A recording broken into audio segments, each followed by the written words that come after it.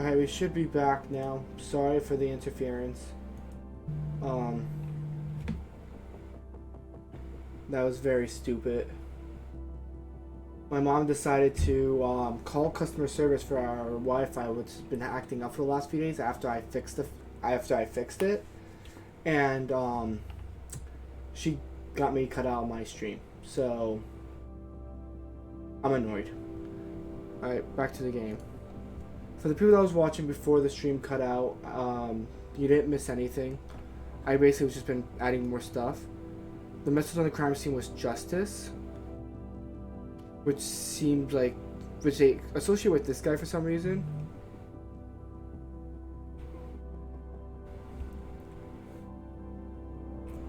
And lost up evidence. Picture of crime scene tree. What does that add? Time is up. Okay, let's move these out the way. Oop.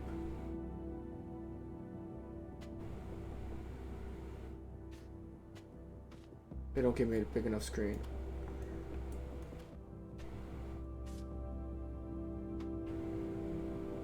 So you deserve this. He's the only one without a crime scene association, which is interesting. And I think I should end the night. With a heavy hand, you wipe your tired face. You slowly open the sofa bed and lie down. The events of the day run through your head. The streets, the passengers, their faces, their problems.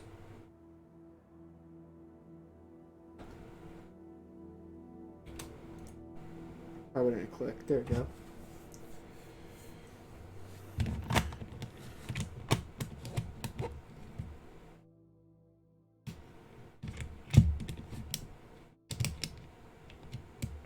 You open one eye.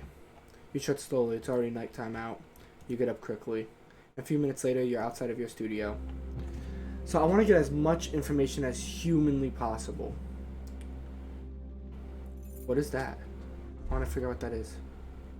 Oh, wow. Okay.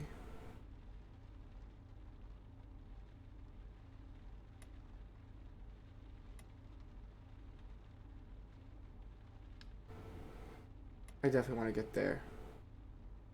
Go, go, go, go, go, go, go, go, go, go, go. And I'm gonna need to refuel soon, probably. You park a few streets away from the Argentinian embassy. You wait there for your contact. You sigh. It seems so odd to have a contact so excessive. The guy is one of your regular poker buddies and a night watchman at the embassy. And walk towards the big metal gate. Clean lines, early 20th century, maybe lots of wrought iron. The gate opens and someone moves towards you. They indicate you should follow them. The person's face is hidden by an oversized hoodie. Your heart starts beating faster. What if it was? Follow. You walk into a narrow, covered passageway, probably the entrance to a parking garage. The man turns around and lights up a cigarette. The lighter lights up his face for a second. A young man with curly hair, pale skin. He looks young. Very young. That'll be 250 euros.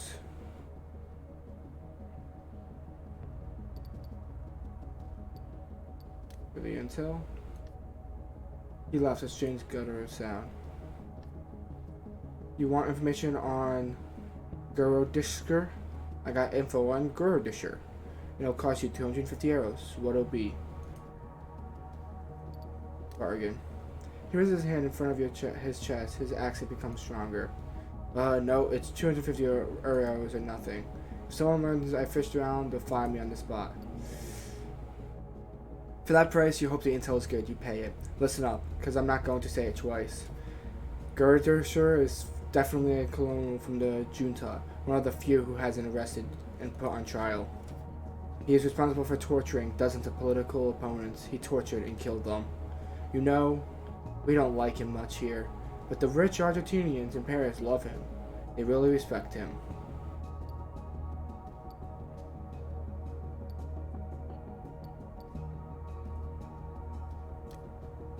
The difference doesn't seem important to him. Yeah, if it makes you happy. He looks back at you. There's one last thing. I read in the newspaper that the killer wrote a message in chalk. Time's up. It was a slogan at the end of his junta. A sort of watchword from the opponents. It was time for them to go. You get it? Yeah, Argentina's from Philly. Like I said, she does have a motive technically. She's not from here. So that would make sense. Basically going back at Paris for not helping their country. A second later, you're back in your taxi with a hole in your wallet, but with new information on one of the victims.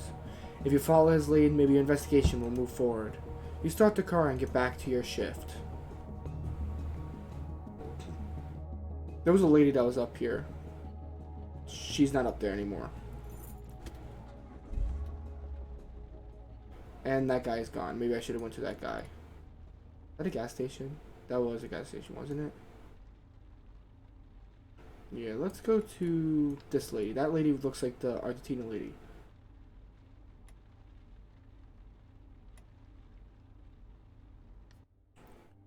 You pull over and stop at a gas station.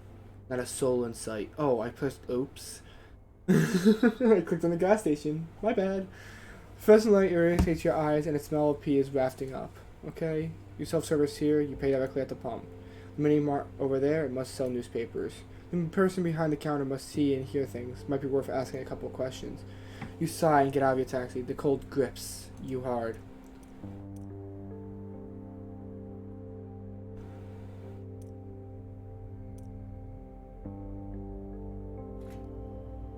Oh, I don't like that. That's a lot of money. You walk into the mini mart. The smell coming off of the guy running the shop. Hot dogs? Yup. Newspaper. What the hell is that? Cash. Versalis.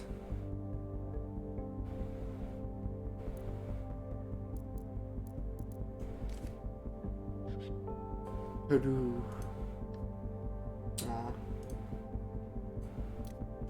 I want to take this. But then I also want to... I want to talk with the clerk. Have you read the papers? He's all they're talking about. There's an offhand... They're not a lesbian couple. They're looking...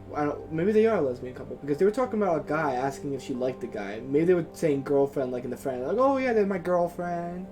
There's an offhand comment casually brought up about the serial killer. The guy behind the counter seems like he's interested in the case. Ooh. Not a word from a guy behind the counter. You, on the other hand, curse automatically as you put one foot out into the freezing cold. Was there anything else I can interact with? Like if there's like a secret I can interact with, just imagine. You get in your taxi and drive away. Okay. What is this? I seen that emoji.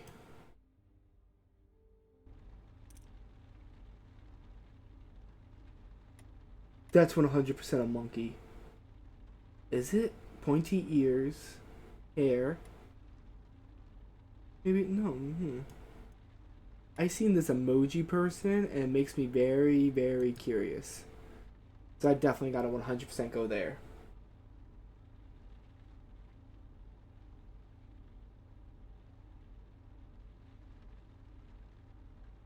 I'm going to Gear Montserrat. They're really giving me less and less money.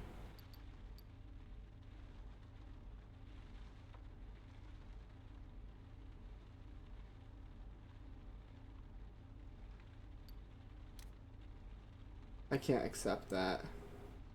Oh, there's that guy again. I want to go here. 100%. Oh, I can read the newspaper.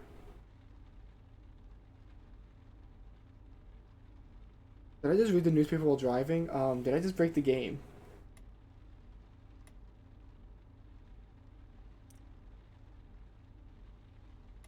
Yeah, I just messed up the game a little bit.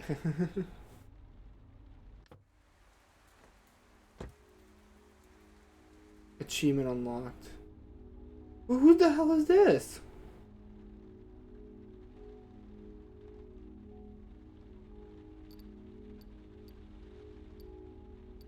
Good evening. Are you kidding? That's how you want this to start? Get out of my cab. She gives a sour laugh. Don't play innocent with me. If I were to say to you, her voice is slightly raspy and an oddly metallic sound. October 27th. That's the date, the night of the attack, the night you... Could this woman be the judge? 11:46 p.m. No, the attack took place later. Does that ring a bell? You nod your head. She waggles an accusing finger at you. Last October 27th, you were in this very cab, driving a fare, and you committed a crime. That's right, sir, a crime! That's right, sir. What crime? I've spent the whole day working like an idiot for that rotting newspaper. Do you have any idea what I do for a living?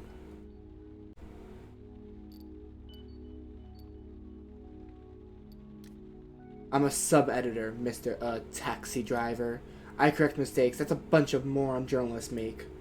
There isn't a single one, not one, who knows how to write a proper sentence. I'd had it, and on the night of October 27th, you cut me off. I almost died that night. She grinds her teeth. You shudder. I crashed my car, my boyfriend's car, that is. The same guy who made yet another comment about women drivers. The neighbors called the police that night. I made such a scene. To think the guy dares call himself a feminist. She pauses for a dramatic effect as a disturbing smile spreads over her face. I'm interrupting her. And what does that have to do with anything? Everything! Her voice is suddenly noticeably quieter, almost fragile. The next day. No more boyfriend. No more car. I messed up a job interview at a major news outlet, a paper where people know how to write, where they follow basic rules of French grammar. I know how hard that grammar is when I took my French class. Imagine for just a minute I could have stopped correcting copy for a bunch of morons. She takes a deep breath. But all because of you, because of your cab, everything changed that night of October 27th. A sad farewell look comes over her. My life has never been the same since. But her voice is bursting with fury and hatred. Forced to go live with my mother while I went apartment hunting in this rotting city where tiny studios cost an arm and a leg. So I started looking for you. The back of your neck breaks into a sweat. You feel a cold, clammy droplets about to drip down your spine. I started asking around. I bribed one of your colleagues into giving me your number. A droplet of sweat starts sliding down your back. Then I found your address. Your first one, that is. You shiver as the drop reaches your boxers. But that's your business. What matter is, I did eventually get your other address, the real one. The droplet has reached your tailbone. You've started shaking. At first, I admit, I was planning on going to your place. She shrugs her shoulders. Her voice has softened a little. Just maybe to spit in your face, or something like that. And then I thought to myself, no, Ludivine. Maybe the guy deserves a chance. You never know. So you're going to apologize? Go on, give it your all. Take your time. Take a deep breath. She breathes in deeply, then exhales. Like that.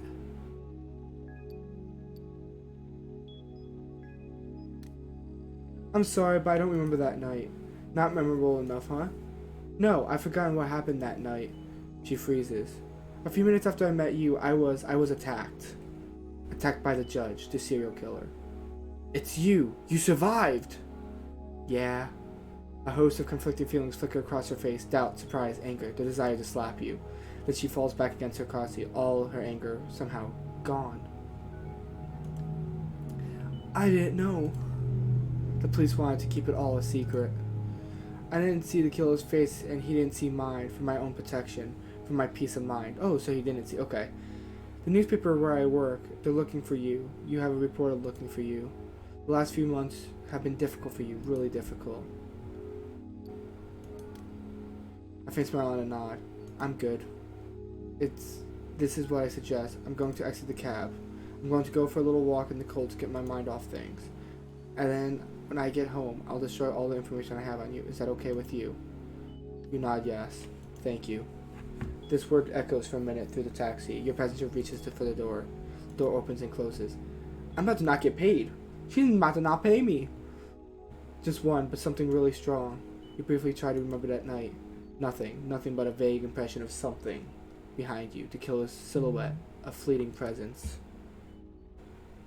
You shake your head. There's nothing more than before. If you only had turned around, everything would have been easier. If you have seen the face of... All at once, you start the cab. Am I done for today? No, I'm not. Okay. Whew. I don't know. No, maybe that was the person I was supposed to be going to. Oh, I know that wastes so much time. But I really want the story.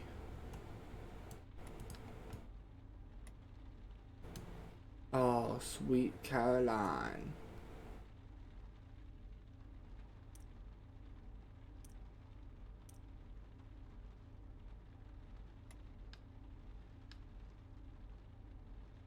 Yeah, you can break it by clicking on it again. In front of the door to a restaurant, a woman in a fancy suit is heading little pink envelopes to a guy in 3. Can I actually get, like, information like that? Ooh. I should have stopped. Oh, yeah, accepted. That's shorter and it gives me a lot of money. You pick up your first passenger in front of the Paris office of the medical examiner, the morgue. When she gets in, you are surprised. How can she be a suspect? Her face, beautiful and soft, doesn't go with her clothing, her style, or her attitude. There she is. She gives you her address and you start driving. Her voice is dry, frank, and she has an accent you don't trouble determining. South American? Maybe? She seems far away, lost in thought. A few seconds go by and she still hasn't taken so much as a look at you. A few seconds go by and she says, okay. Smile. You seem surprised by your smile and lets it hang there for just a second, enjoying the gesture. Thank you. I think I needed that. His accent again, the one you can't place. My accent? She raises her head, surprised by your question. Argentina! It must be breathtaking. Yes, it's quite beautiful. He takes a pause. Although it's been years since I've been back. She starts to say something, but corrects herself, and finally in a soft voice says, yes, it is a shame. A sad smile runs across her face like a shooting star. A second goes by slowly, very slowly. Then the meteorite explodes. Your passenger breaks down. Are you okay? She raises her hand to silence you. Between sobs you hear her say something. Give me a minute. Please. Without a word and without the slightest noise, you slow down. The road passes by slowly in no hurry. After a moment, she sits up. Can I ask you something? You nod. She takes a deep breath. This may seem like a ridiculous question, or at least stupid one. Actually, it's completely stupid. You give her an encouraging smile. But I'd like you to hit on me. She blushes and immediately follows up. I mean, not for real, just for play. Like we're at a bar, like you want to buy me a drink. She shakes her head. Forget it, it's stupid, totally stupid.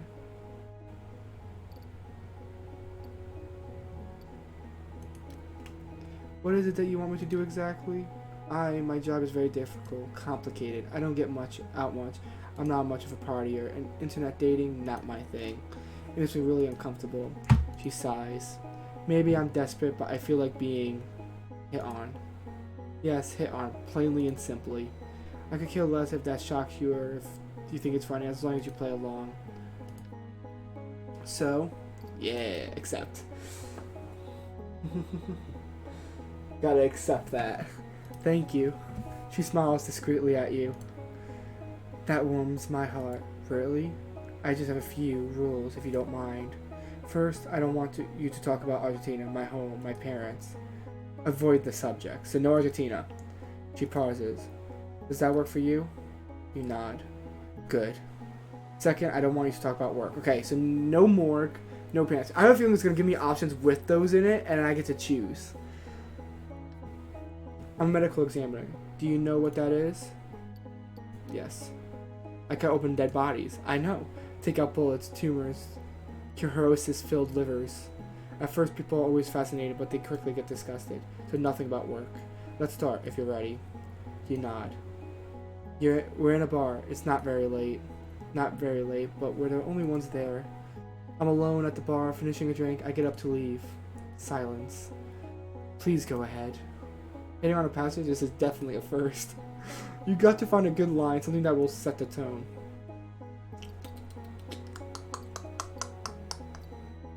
Ooh, straightforward line. I'm thirsty. Care to join me? She gives you a weird look, then she gets a hold of herself. She's trying to play along. Perhaps the night is young. Her voice is softer, her accent stronger. She sits up a little and points to the imaginary bar next to her. Buy me a drink? Of course. How about a little game? You look like a red wine kind of guy. Her voice grows husky. You like the kind that goes straight to your head? Makes it pound a bit? Of course, I may be wrong. And what about me? What is my kind of drink? She rolls the R on the last word. Drink. Something sweet? Your answer makes her smile. Because I'm a woman? You want something soft, comforting. She opens her eyes wide. Aren't you good at this game? She stares at you. Something about her posture in the backseat is different. Don't you think time goes by too slowly? I do. We wait. We hold on. We get bored. I like it all to go faster, for things to speed up. She relaxes, giggles. She's letting go. She looks at you expectantly. Yeah. See, I told you.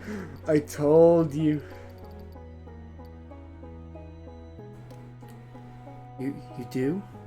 That's an odd compliment. It's true. I thank you. Yeah, I am.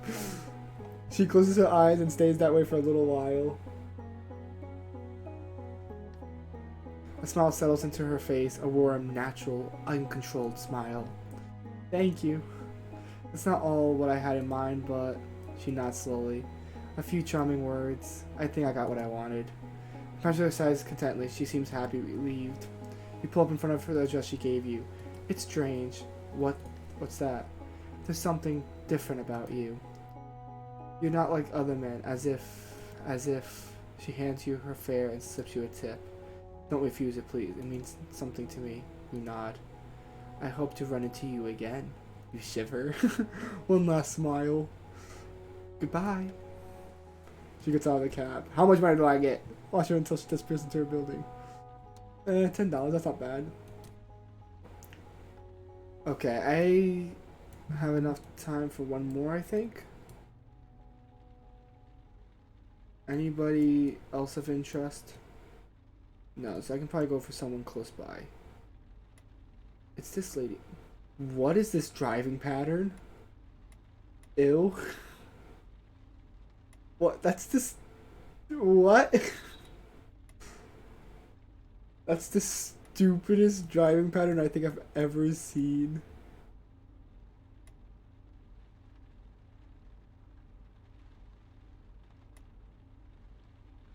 Okay, let's... She seems interested, but,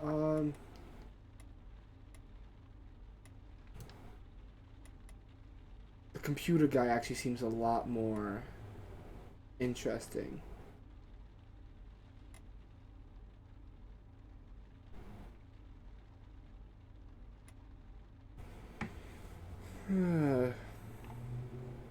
Ooh.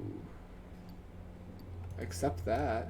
That's a long drive. Your passenger is waiting on the sidewalk with an enormous suitcase next to him. You get out of the cab, pick up the suitcase, which must weigh 45 kilos at the very least, and put it in the trunk. You get back in with your passenger close on your heels. Let me give me a second. We're back.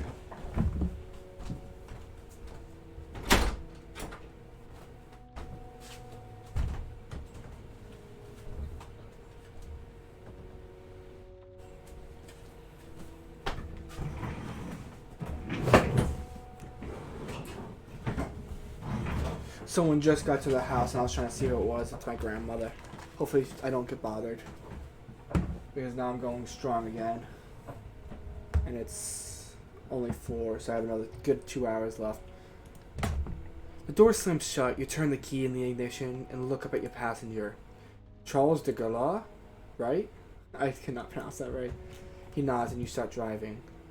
It's still pretty early to be getting on a plane. He must be the type that likes to get there well ahead of time. Japanese, Chinese, you're not sure. You smile. Tourists always have such a magical image of Paris. There's almost no traffic and you're able to drive at a decent speed. Behind you in the rearview mirror, you can see the tip of the Eiffel Tower start to reappear. Eiffel Tower, he smirks. He says something in a different language, obviously.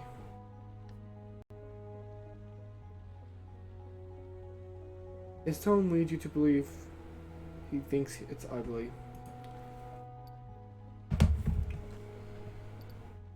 Say something in English. You don't like it? He keeps staring at you with an annoyed expression he obviously doesn't understand. His voice is frank with a dose of exhaustion. Okay, it's Japanese, you're sure now. He imitates the sound of a plane taking off. You think you may have recognized the name of the airport. You want something to eat? Airport? I'm assuming that's a yes, yes, yes! Airport! He nods. He turns away so vehemently, you understand he wants to be left in peace. He wants calm and silence. You hear him mumbling to himself. His voice is deep and heavy.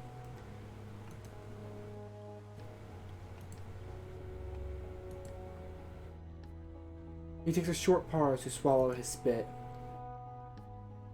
I wish I could understand him. You like Paris? He ignores and keeps mumbling.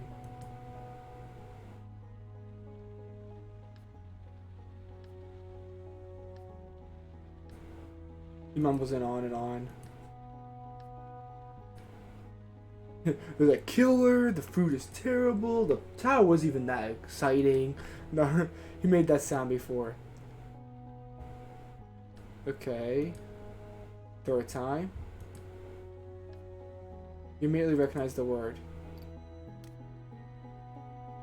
Oh, Versailles, I should have got that ticket. He burst out laughing. He glances at you. You don't understand. You get the impression he wants you to repeat what he's saying. Yeah, let's repeat it. That. He nods.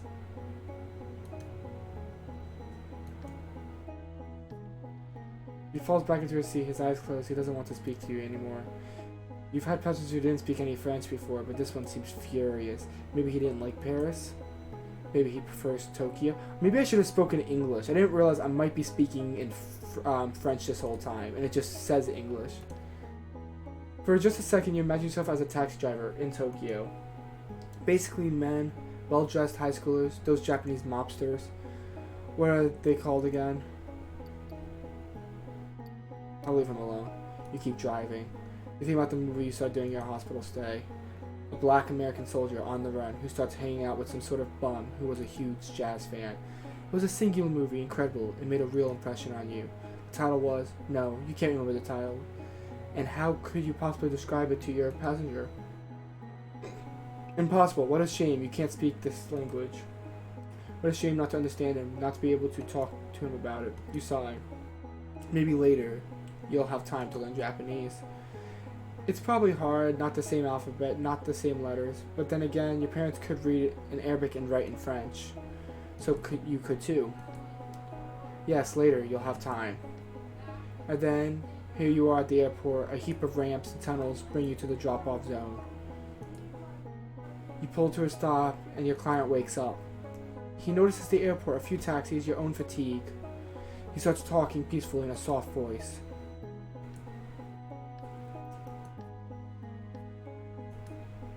He shakes his head. It would be funny that if in the actual game, if you actually understood the language, you could read it, like personally, and then while I'm sitting there, actually that says like the murderer who it is.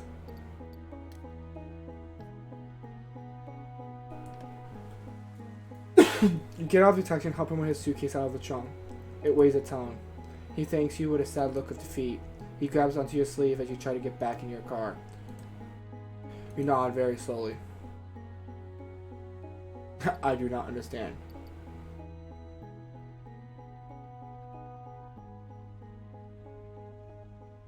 No, thank you. Being a foreign speaker, it might be like weird. I'll say nothing. He looks you over slowly from head to toe. When he starts speaking again, his voice is monotone and completely void of emotion. Something inside you resonates, like you understood what he just said. He lost someone, his wife maybe. He looks upset. Was his wife one of the victims? He shakes his head. He should have come with someone. If only you could understand him. He bows. When he straightens up, his eyes are misty. You don't know why, but it seems normal to reply. You're welcome. He walks away with his huge suitcase. Without looking back, your passenger goes into the airport. The sliding glass door closed behind him. You start to realize that the airport is waking up all around you. A woman who must have been a Viking in another life is pushing a floor waxer across the tiles in the entryway, just below the heated vents. I wonder if I'm streaming to anybody. No one has chatted for a while. A fellow driver waves as he's leaving the drop-off zone. A plane, maybe the first one of the day, appears in the sky. You get back in the taxi. For a minute, you rub your freezing hands together to warm them up. Just a few seconds before driving off. Ooh. Yeah. Oh, there's another story one right there. Okay, I'm definitely going for the story one. Not the one that's right next to me.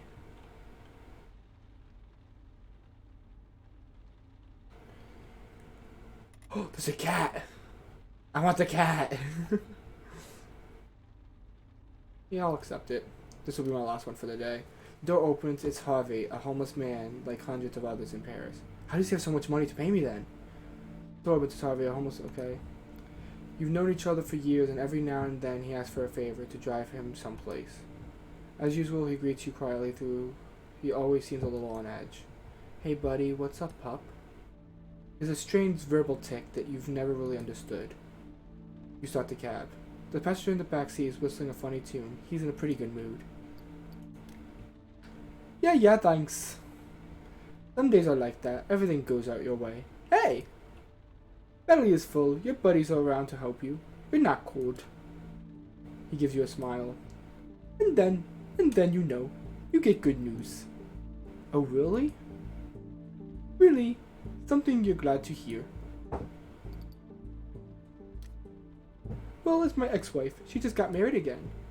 And our real love story and all that. Just the way we like 'em. Jealous? He shrugs. I don't believe in being jealous. Being jealous is for jerks, alright? She's happy. I am too. So why beat yourself up over being jealous?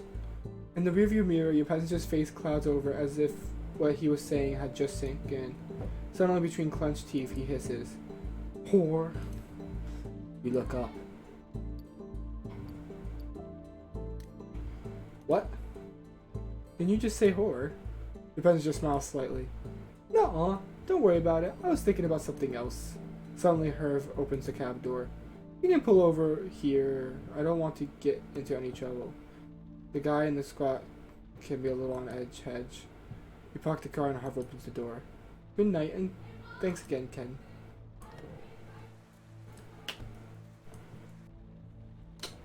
That's stupid. I want my money. He seems too nice to be the murderer. Where's my cat? I need my cat again. So why is... Oh, is that a chef's hat maybe? I don't know.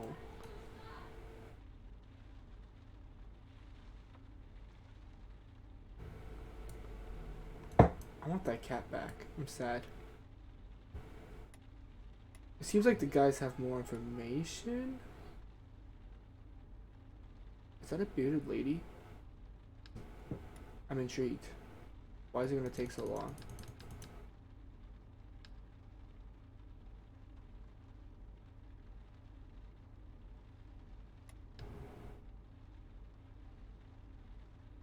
They're really turning around. No!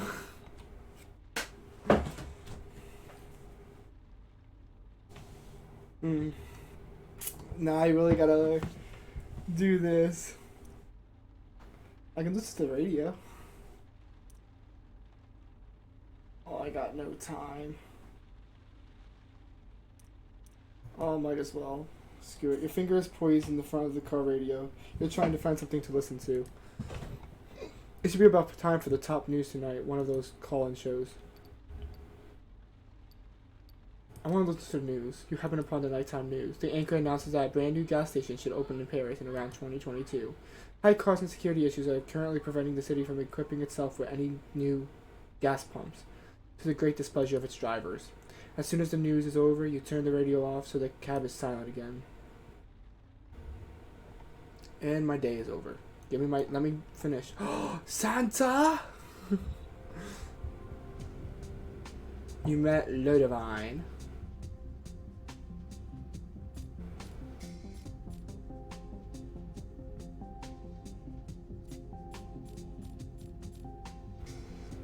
You confessed to Lena you were one of the killer's victims. Oh, I didn't lose that much. Huh, okay.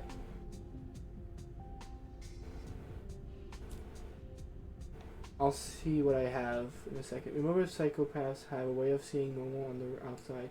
You just know what you're thinking. At the fur of your front door, just behind a drain pipe, you notice an envelope. It's thick and heavy. You can make out your name written in the thick black mark on the front. Your real name. Take a deep breath and go inside. In the envelope, you find more information, just as Bissett promised. You lay them out on the table. Take a few minutes to update your board with the new clues. Neighbor flushes the toilet out of the corner of your eye. You can see the back. Okay, you glance at your bed. Alright, let's see what I have. Okay.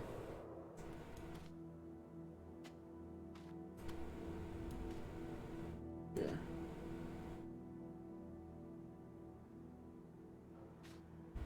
Yeah, she's linked to the embassy. Nothing's really linking him anymore.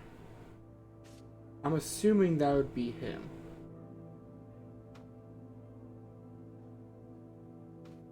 Killer knew the victims or at least researched them, so I'm assuming they have to work with the police.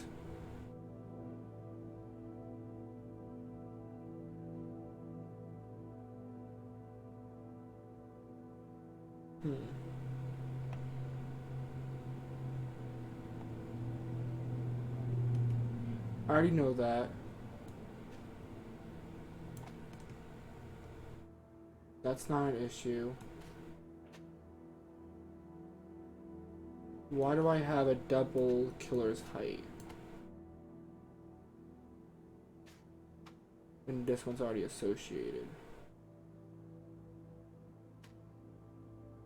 Okay.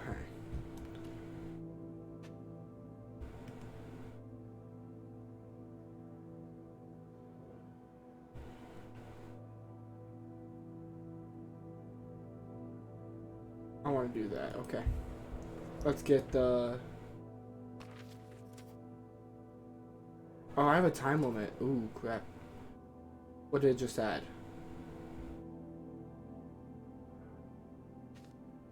Picture of crime scene 4. Spent bullet case. Spent bullet case. Huh.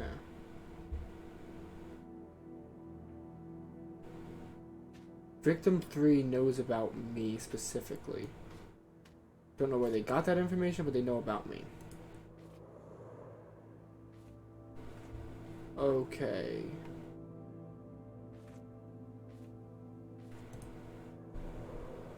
Okay. Let's see.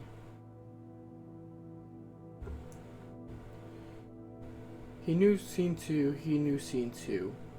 It was targeted for him. I mean him. He has scene 1. Message on crime scene 1, justice. But I don't think it would be him, so I don't want to mess with crime scene 1. And crime scene 3 associated with this. Let's get more information on crime scene 2. Because I might not have enough time for the last one. Oop, something just happened down here. Victim 2 equals stolen wallet. I don't think he would have stolen the wallet.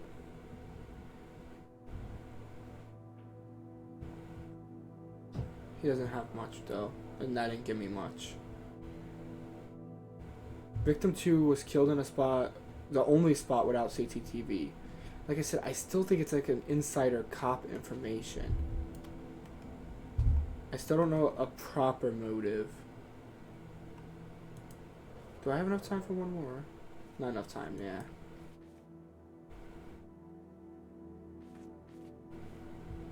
So...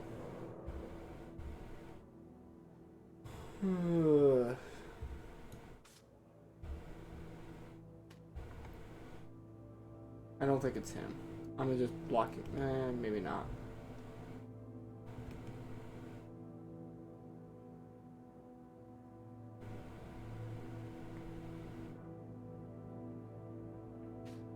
Oh, wait a minute. Killer's height is more than 100.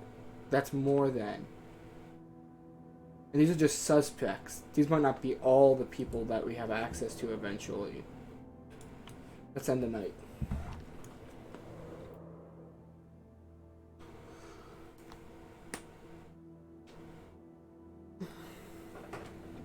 So if I knew the picture first, I would have had enough time to do all, well, not all, but 2 of the different things.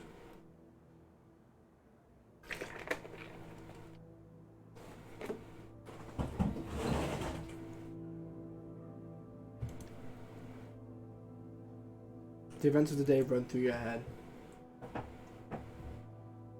Yeah, but that's why they associated with him that he stole the wallet. But does that mean that he came in after to steal the wallet?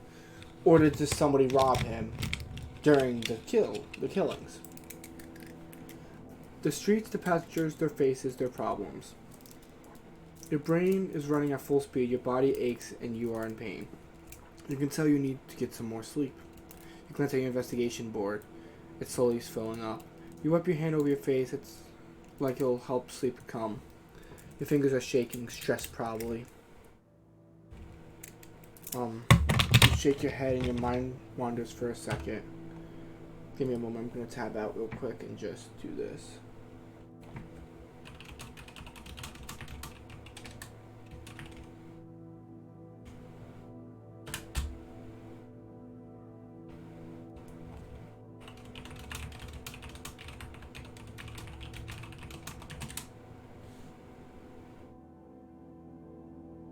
I'll probably be streaming some more tonight, not based on my schedule, just because I want to stream Valorant with my buddies from college. A smile forms on your lips. You just thought about that Japanese tourist. You imagined the joy in his face when he got home and rediscovered the sounds and smells of his country. Like you, when you would come back from France at the end of the summer.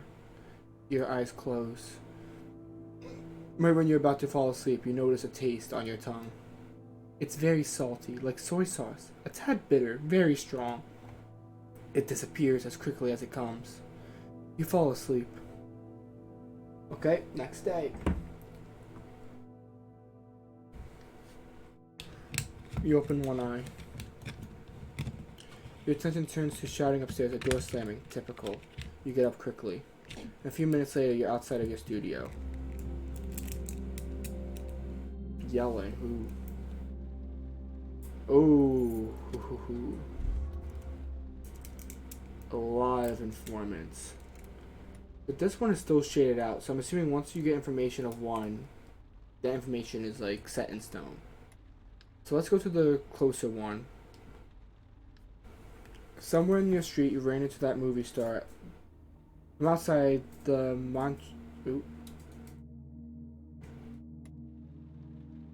So that was not important, I guess.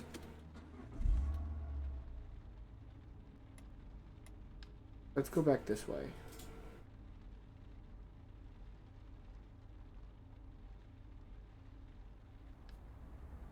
Police archives look like any other building in Paris. No sign, nothing to make it stand out, but this is where all the case files and criminal records are stored. You know the place well. For several months, you spent a lot of time with the woman who directs it. She was a regular passenger, calling upon you almost every night, first as a driver, and then... You can see her shape from across the street. You try to prevent your brain from going there, but it was a mind of its own. She is as beautiful as ever. You get out of the cab. You cross over to the sidewalk on the other side. I'm not going to lie, I was surprised by your request. She lights a cigarette. She still has that cold, distant look about her. But you know it's just a facade. You don't smoke anymore?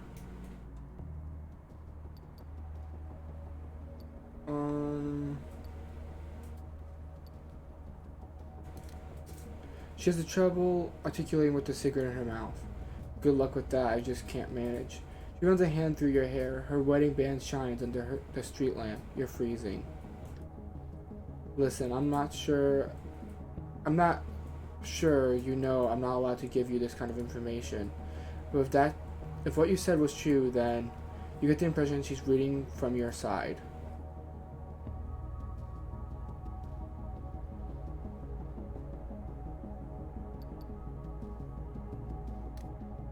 Your hand brushes over your wound. You think about your body, her habits, how she used to call you in the middle of the night. I fished around and the first 3 victims were not part of the data leak. Shit. Shit indeed. That means the information about Benson, Berger, and the Argentina one. Go to Schindler. Yes, that's it. Go to Schindler. It all came from someone who had access to their criminal records. That help? You attempt to smile. Yes, it's better than nothing. I knew it. It was definitely a police officer. A moment of silence. Helena takes a drag of her cigarette like there's no tomorrow. She paces a bit to warm herself up. You should come over sometime. What do you think? You grin. You and Helene used to sleep together when things with her husband weren't so good. Yeah, why not? Let me just finish all this. Yes, of course. Give me the call when it's all over. It looks deep in your eyes. You look down. Her hands are shaking. One last smile. She puts her cigarette out.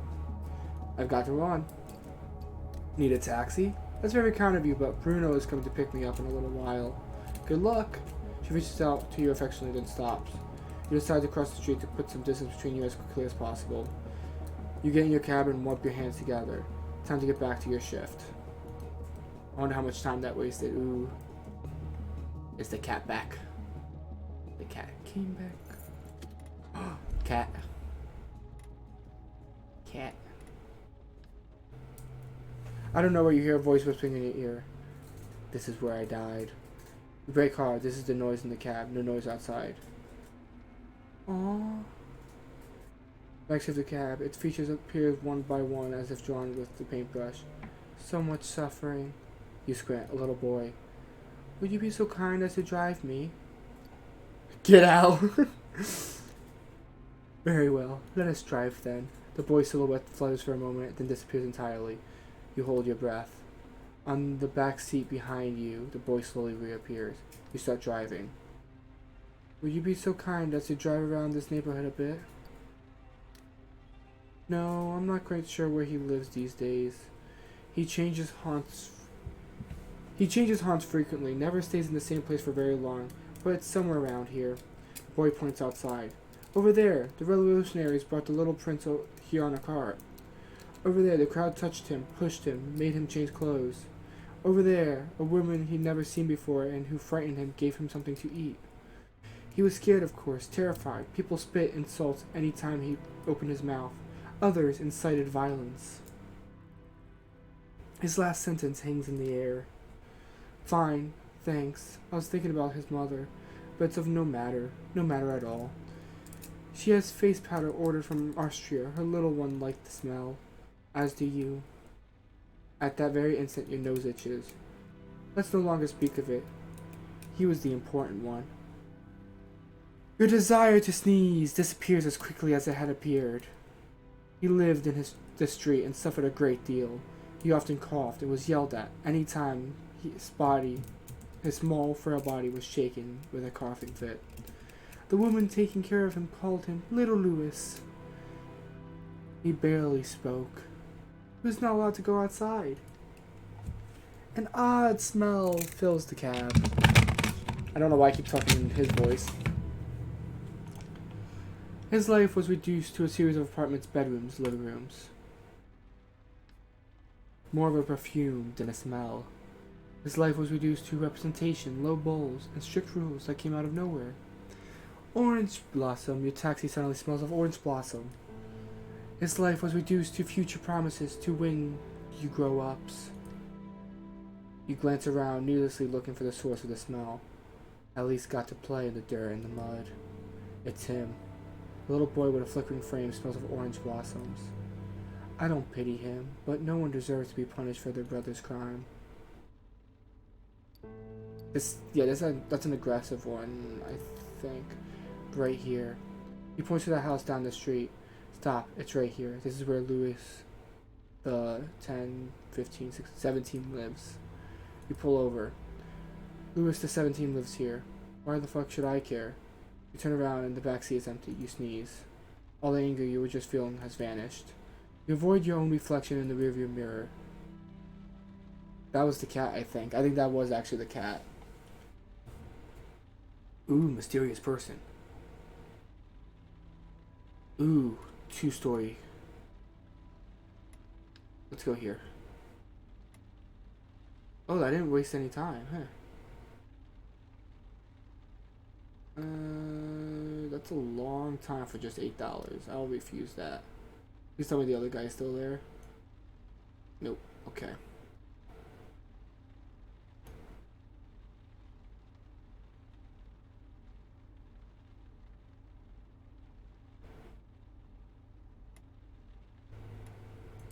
I want to find out who this person is.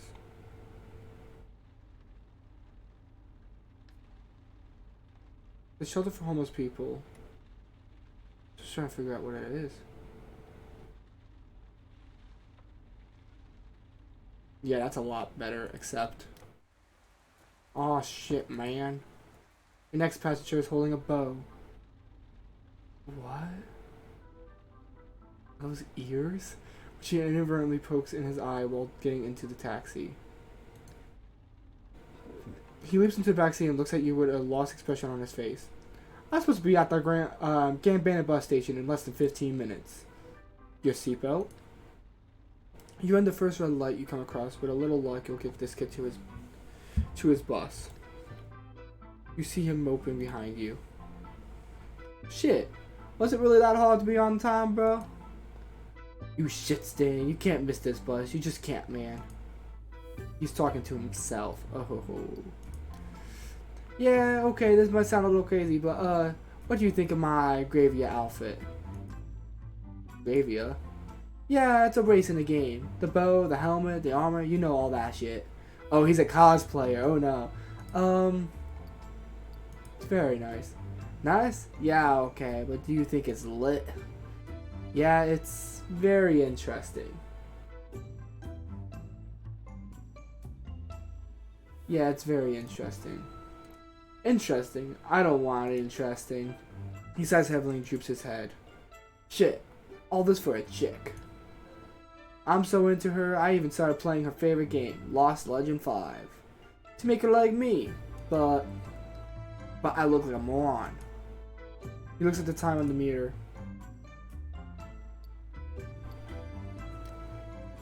You ever done anything like this for a chick?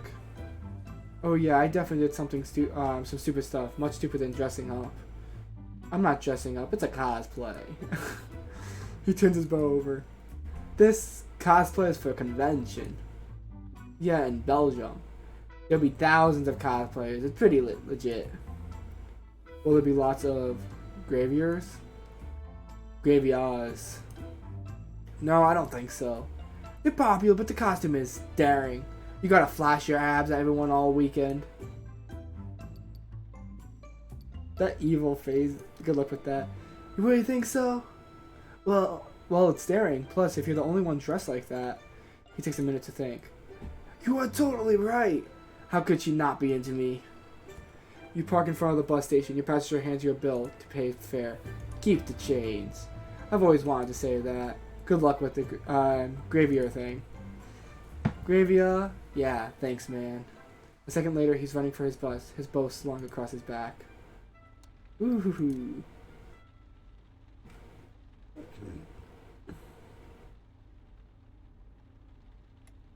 Hi.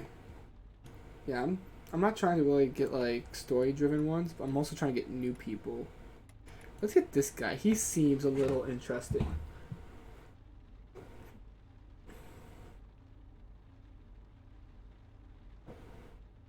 It might have been a dog. It might not have been a cat. Yeah, I'll accept that. That's a lot higher. You immediately recognize the next patch and getting in your taxi. You never watch television, rarely listen to the radio. You don't read the newspaper, and yet, you know Francois de la Nery's face. Polemicist, novelist, columnist, politician, too, you think? Your passenger distractingly gives you his address. You start to drive. He appears to be out of breath. His voice and hands are shaking. Unbelievable! He separates each syllable as if he's going to protect himself from the violence around him. Unbelievable! Can you even begin to fathom what a public danger this represents?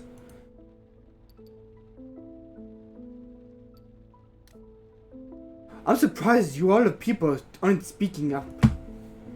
He raises his voice. It becomes screechy. They're going to take away your job away. With their electric cars driven by robots. That is what I'm talking about. Electric cars. I don't know why I'm giving him this voice. A mere 5 minutes ago, I wanted to cross the street. Suddenly, slicing through the darkness in defeating silence came an electric car. Its asphalt-coated tires drove right over the tip of my loafer. It's shot, I can tell. The leather is compressed and streaked with mud and soot. It is a travesty. A travesty! He begins writing furiously. You catch a few words from time to time.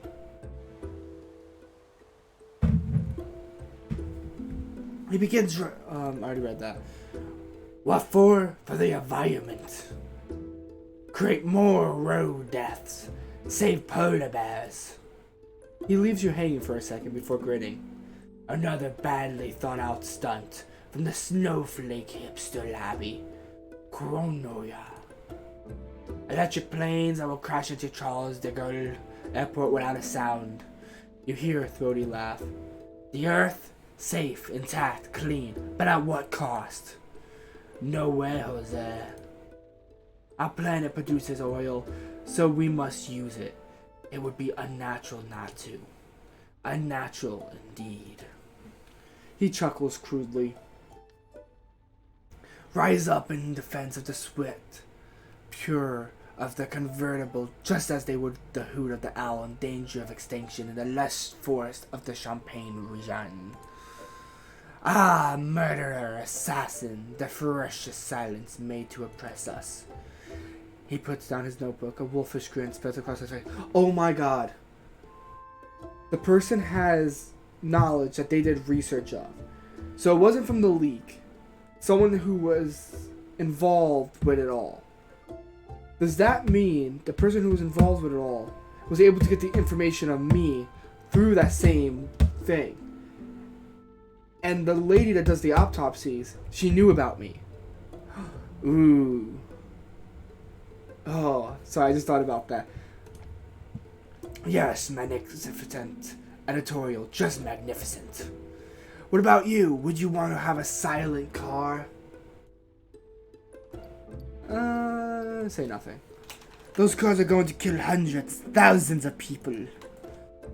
Their silence will be the carbon dioxide of the 21st century. They will infiltrate our cities, our countryside. They'll mow us down on foot, on bike, even in another car. I'll tell it as I see it. Noise is life.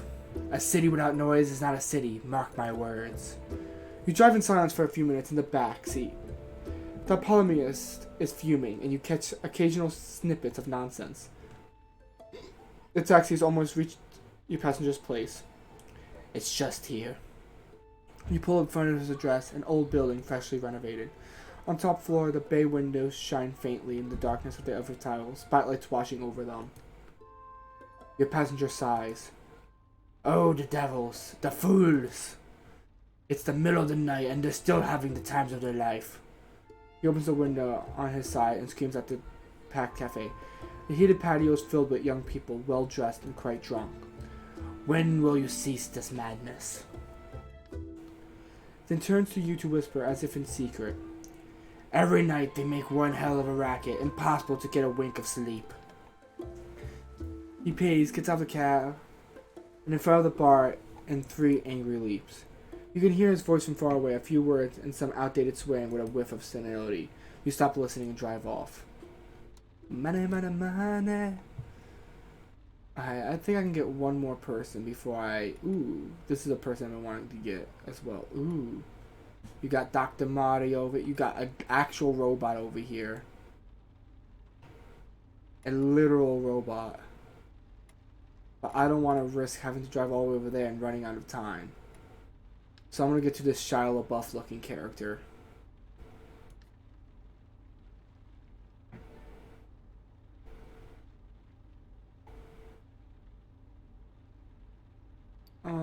I'll accept it. Oh, it's the DJ.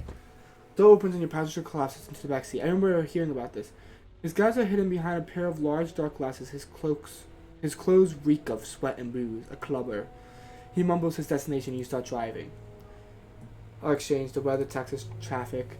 Then you can tell it's coming. The inevitable conversation about the killer. Some bits of information, rumors, things overheard. You make a mental note of what you've heard. Who knows, it might come in handy. Your mind wanders, your eyes vaguely scan the store windows. The sodium light coming off the street lamps feels like it's dripping into your brain. You're falling asleep. You need a bit of music to keep you awake. I'll ask him. You glance at your passenger. You mind if I put a little music on? He waves his hand off to say, who cares? Turn the radio on, pressing on the dial to find a station you like. 80s rock ballad, too soft. Behind you, your passenger is snoring barely, but you can hear him. Gregorian chant, mind-numbing. Some slow rap song filled with fake female orgasm noises, not with a passenger in the car. 2 journalists discussing new evidence in the investigation into the judge's murder. The mission of the terror, sail and talk, nothing more, seems important nonetheless. An ad interrupts the torrents of words and you change the station. Classical music again. The flute grates on your ears. Electronic music, you like the rhythm, but just aren't in the mood. Stop. You lift your hand from the dial, the music plays on. Not bad. Turn it up so I can hear better.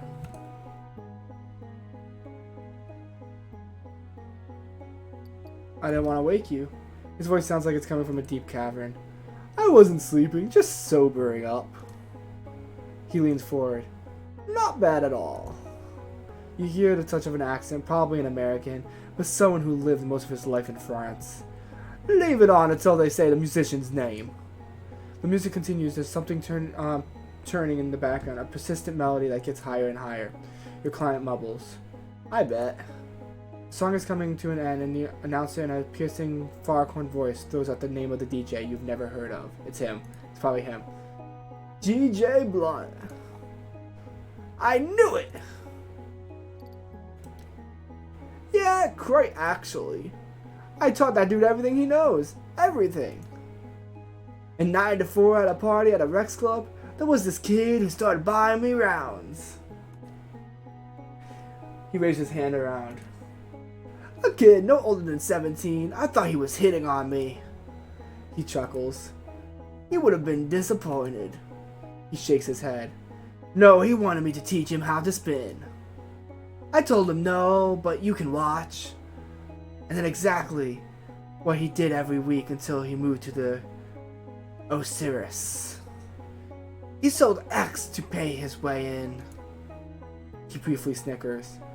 And now he's on the radio? Silence fills the cab, weighted silence. You can tell your passenger's mind is spinning. You know what he did this summer? He was the opener for the soccer championship at Stade de France. It was huge. Oh, and there goes my clock. God, that clock loves to go. Do do do do do do do do. I don't know why I have it on the Christmas setting right now. Just give it a second to stop. Actually, I can talk over it. Wonder what people think if they knew he was selling drugs at 17? He lowers his voice a bit. If they only knew. The passenger clams up. Ooh, I'll watch him. You stare at your passenger and notice his little teeth revealing how old he must be. The thinning hair on top of his head, the creases in his forehead. His worn blazer that he can't quite fasten anymore. We ran into each other in Ibiza 4 or 5 years ago. You almost jump at the sound of his voice. I was spinning in this little club, yeah, really little, but it was something. He totally ignored me, of course. Even with those dark glasses, you can see how angry he is. Dude, you motherfucking cunt! He suddenly starts waving his arms around. He rummages through his pockets as he says, your radio, can I take a flash drive? You glance at your radio. You don't really know what he's talking about. No worries. He lays his phone in the space between the two front seats. Listen to this. It's what I played tonight. It's mine. He sets his phone to play. But you know, people were barely dancing. A drum machine playing a hard-edged beat in the background. They were taking each other's pictures. Taking each other's... Wow. 4 notes start to dance in the cab. They barely touch, never kiss anymore. A perfect dance beat becomes progressively audible. All that, purely electronic crescendo plays, is over. There's a break in the music. Synthesized strings calm the song down without slowing it down. At least, the song is getting intense again. Explodes as your passenger drifts off. I got dancing, people dancing. The song keeps going for another minute, then stops. Your passenger doesn't budge. You drive to the rhythm of his snoring. The sounds fill the cab. Ideas are bouncing through your head like they do every time you find yourself alone. This guy in the backseat is too old to be young. You look at your own hands. They look like they're suddenly aging in time lapse. You close your eyes a second. Only a second. When you open them, you've reached your destination and pulled over to the sidewalk. You tap your passenger's knees and he walks with a start. Shit, yeah. We're here, sir. Oh yeah, we're here, sir. Ah, yes, great. He rummages through his pockets and hands you a few rumbled bills for fare. Thanks, I hope you liked it. Silence. The music, I mean, my music. The song I played you. I should have been in the spotlight, you see. 15 minutes of fame. Just a minute of... He stifles a burp. You hear him mumble as he leaves the taxi. Those whiskey and oreganos really screw with my system. You see him stagger towards his building. It takes him several tries to get to the door open. He finally disappears inside. You heave a long sigh. Okay, come on. Ah, not bad. 408. I definitely don't have a lot of time. Santa!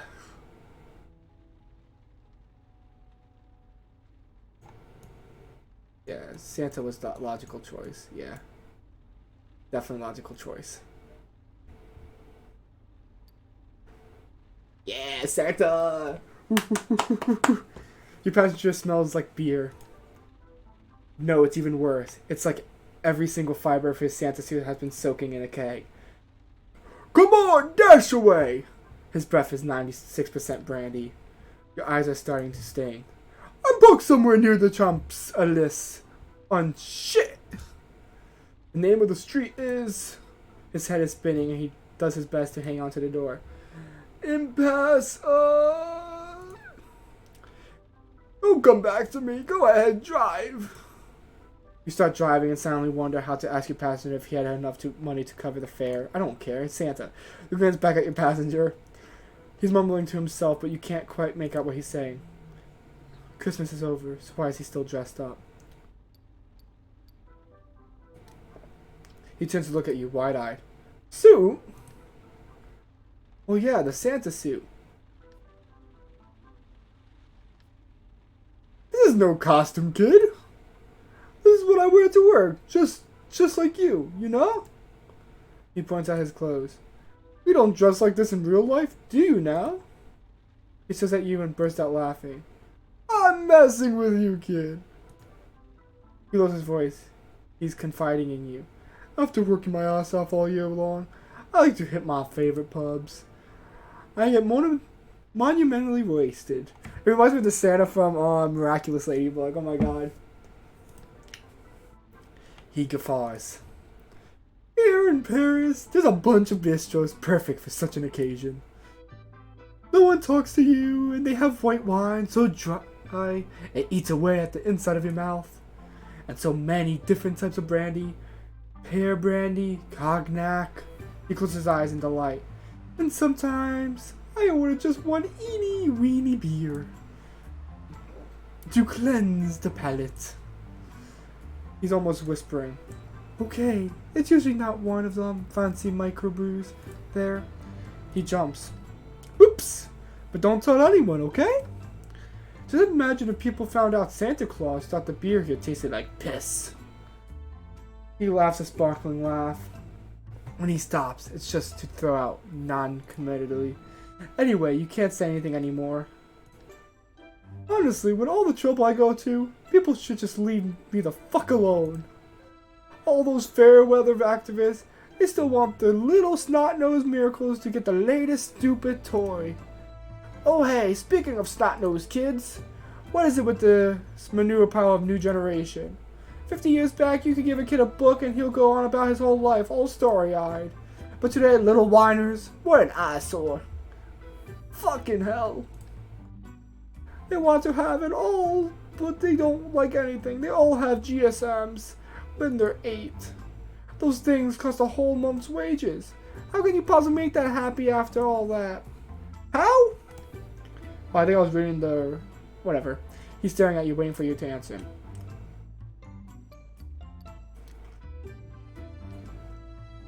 At least you're honest enough to say you don't know, and I appreciate your honesty. He closes his eyes like he's taking a moment's rest. He's gonna give me a present. I can see it now. Here's an early Christmas present, evidence for your case. He closes his eyes like he's taking a moment's rest. You want me to tell you what they really want? What kids these days want are machine guns and dolls whose hair you can fix. He seems to have calmed down for a second, but it was just an illusion. Speaking of which, both girls and boys like those dolls whose hairs you can fix. He twists his mustache in silence. Back when I still made toys for kids, I can tell you they couldn't care less about them. Couldn't give a damn. They just wanted to have fun, play, laugh, and forget that their parents were losers. He leans over to you, rifled with anger. Fuck! That's the real problem, I'm telling you. Parents are losers. Idiots! Putting kids into this world, those guys haven't got a clue. Am I right or am I right? I mean, have you seen the state of Ice Cap these days? Have you, huh? 'Cause there's not much of it left. He pauses. No, I can't say it's all bad. I don't have as many polar bears coming into my yard. Damn nasty beasts, vicious, mean. I'm not sad to be rid of them. He heaves a long sigh through his beard. Before things were different. I don't know why the accent keeps changing. Tears form in the corner of his eyes. Shit! I can't talk about the past without crying like a little girl. He throws you a sideways glance. No need to stare. You don't even have time to react and he starts back to his rant. I remember you. You know? To tell the truth, I remember everyone. Every single person. You were an angry one. So terribly angry. And your letters, your handwriting, holy fuck were they held to decipher. Don't worry though, the elves handle all that for me. You can hear a hint of disgust in his voice when he brought up the elves. Otherwise, I wouldn't have time to do anything. Yeah, you were just furious. It's like someone punched you in the stomach. Your brother was giving you hell. Someone wrenching your gut. Man, what an... He suddenly thinks of something and stops talking. His gaze wanders outside. Yeah, anyway, let's talk about something else. You still don't get who I am? You stare at him in a review mirror. Look, kid, I'm not going to spell it out for you. and sometimes tells me you'd rather avoid the subject. A little something called jail. Another punch to the stomach. Ooh. So there's your Christmas present. We're not going to talk about it. He smiles, opens his eyes wide. Wait, I think we're almost there. Slow it down a bit, kid. He says it outside for... Looking for my sleigh, kid. What else? He looks at you with pity. It shouldn't be hard to spot. There's the sleigh and a couple half-dozen reindeer. He heaves a funny sigh. I'm sure it's like in an alleyway somewhere. Oh, right over there. Turn right. You obey and go up the street and you were on a few seconds before. A few meters down, your passenger stifles a yell. Oh shit, it was right here. Drive around the block. You turn back again and back. Your passenger is mumbling. I'm gonna have to get one of those thingamajigs, GPSs. It'll help me find my sleigh more easily. You eventually pull over in an alley, no light, a few empty office buildings, and some trash cans that haven't been emptied for days. Kid, sorry about before. I didn't mean, to bring up any sore points. He pays his fare. Watch your back, kid. He gets out and slams the door. He slams on the wet sidewalk, grabs onto a street lamp, in a heavy and awkward step, along the alleyway. This is my last drive anyway, so I stop. You sit for the moment watching him. At the end of the alleyway, he starts rummaging through a pile of boxes, pushes a trash can on rails aside, and disappears. Stay a bit longer. A few minutes go by and nothing. You turn the key and start driving away. Something tells you they'll stick around for a while. He did pay though, that's nice. And that was my last one. Yeah. I'll start driving this way just to get rid of the last few seconds. There we go. You met Ludwig. Check the Pessidings menu for more details.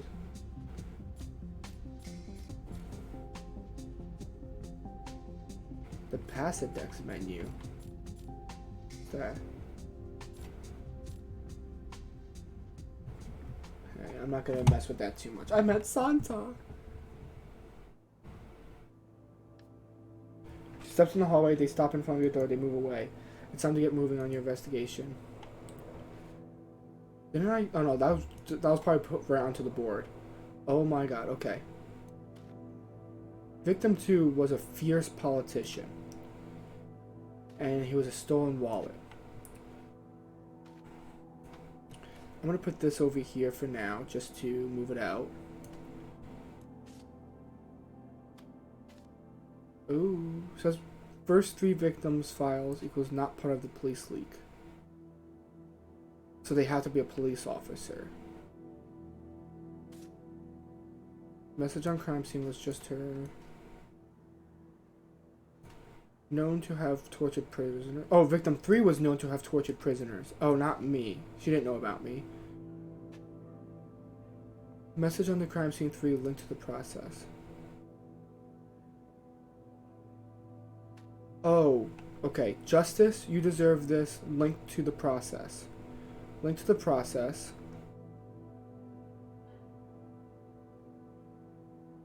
Divorced from a judge.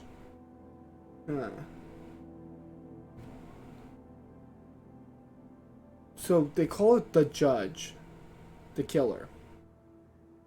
So I'm assuming possibly by calling it the judge, he's referencing his wife maybe? Killer knew the victims or researched them.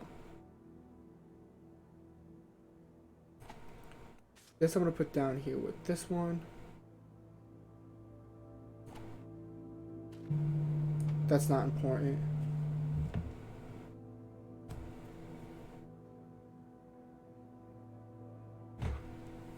I'll be right back.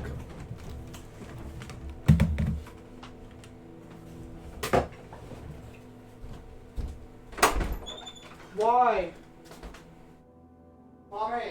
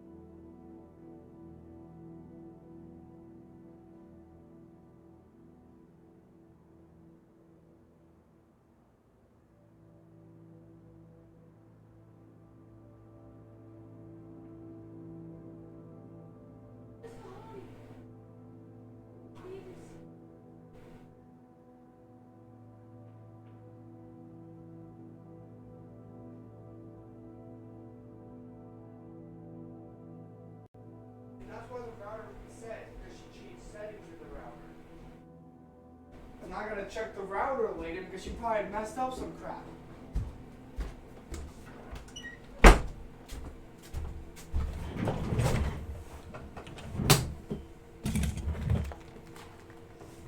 I am back. I thought I tabbed out. I guess not. Huh, that's weird.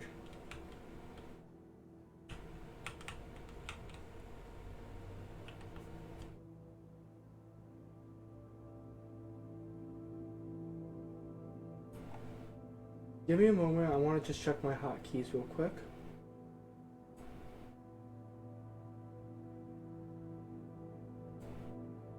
Not this time. I didn't want to talk with any story people this time around.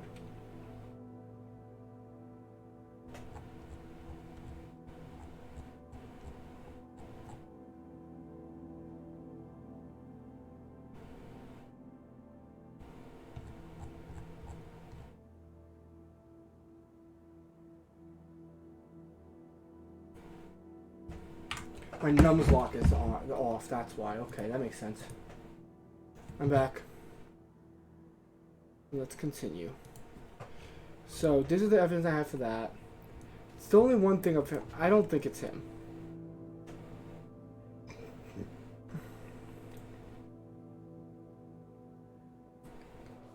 And I have enough time for both of these, I think. But I want to go with...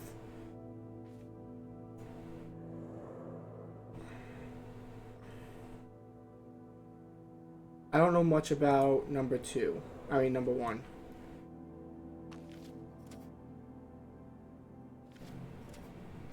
Can I just do both? Yeah, I'll just do both right now just to get rid of them. Okay.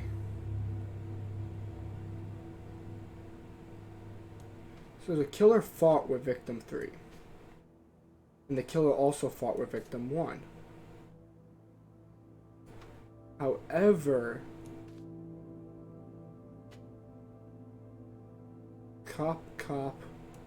two cops say this.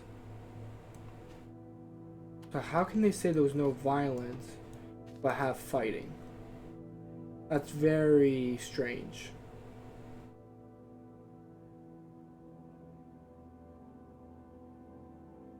Cop, customer. And then you have the gas station and cop that said it was above 180, which is weird.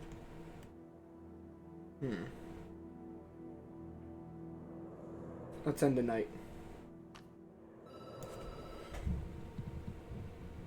The phone rings and you're up. You're not used to hearing it. No one ever calls you. It must be Bassett. Pick up. You pick up. Bassett sounds irritated. You there? Yeah. Listen, it's... She pauses. You suddenly hear a ruckus in the background, probably noise of the station. Bassett raises her voice. Anyone got the time? Hey guys, anyone? Fuck, they're all Neanderthals. Here, listen, it's early and I'm wiped out. So are you, I bet. Let's get straight to the point. What do you have for me? In a calm and methodical voice, you start giving her the evidence you collected. You start with the first suspect, their connection to the victim, the rumors, then the second suspect, and so on. A few minutes in, she lets out a whistle. Not bad at all. Seriously, you should come give... Okay. So, by deleting things, I don't read them off to her, probably. Give a lesson to the zombies I work with. Long sigh. I have some good news for you. We checked the alibi of one of the suspects I gave you. As you listen to her, you turn to the board and pull down the suspect she was referring to. So it's gotta be someone else. She snickers. You know how lucky you are? I'm going to your job for you, pal. Okay, enough chit-chat. I gotta run. I'll call you in 2-3 days, okay? Good doggy. I'll call you in 3 days and you better have what I need to make a proper arrest. The DA has fangs. We're pretty sure we're going to turn into a werewolf at some point. She babbles for a while, her voice becomes softer, but just as sarcastic. What would explain this terrible breath? There's more than one level of this, and this level is taking like 3 hours as it is. Wow. She hangs up. They probably didn't expect people to read these. You hold the handset in your ear for a while. You have just one thing in mind. Sleeping. And forgetting it all. Who gets eliminated? Okay. That's exactly who I wanted to eliminate. They open the sofa bed and lie down. So they eliminated the homeless guy. The events of the day ran through your head. The streets, the passenger, their faces. Okay, I'm just gonna skip past some stuff now to try to speed this up a little bit. Eyes closed, you fall asleep. Something is bothering you. Something's stuck in your throat. You start coughing over and over. You lean out of the bed. A black shadow creeps out of your mouth and bangs loud on the floor. You wake up with a start. Fucking nightmare. Glance at the floor. There's okay. I'm just gonna skip through some stuff again until I'm back outside. I like the loading symbol. It's like a little thing, but you guys can see it. You start listening to some song that's been in your head since you woke up, though you don't know why. It's going to be a long night. Back out on the prowl. 2 more locations.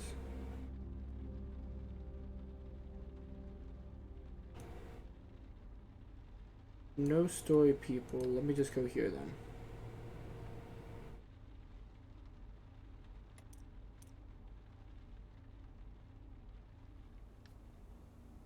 You park your taxi across the stadium, just a few meters from the 2-story building. It's a huge concrete behemoth that is. You get out of the car and walk to the front door. You knock. You wait a few minutes, lights come on, and the door finally opens. Marco appears. I should get gas, shouldn't I? Yeah, I'm at like half a tank. Marco is former taxi driver, a strange guy, a bit spacey, okay? Well, shit, you're still alive. That's Marco. You like him. I mean, wow, so nice to see you. Even though he stole your wife. Come in, come in. You want something to drink? Alright, you stop drinking. Cup of coffee? You follow him into the caretaker's home. It's pretty nice despite the mess and filth. He sits at the table, okay? Only noise in the room. So what you been up to? He shakes his head. No, not yet, man. Seriously, no. Last time I helped you, I lost my job, so the answer is no. You have no choice, and you know it. You owe me this much. Marco drops his head between his shoulders. He starts to beg. I'm telling you, man, I lost this job. It's so easy. I get to take care of the stadium that's empty 75% of the time. He sits up roughly in his chair behind him on the screen. The stadium's going wild. I need information on Ronan Benson. Oh, that's me.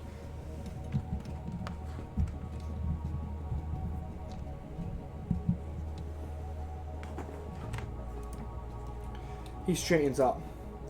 Ronan, the couch that got killed by the judge? That very one. He was a great guy. Everyone's turned up about it.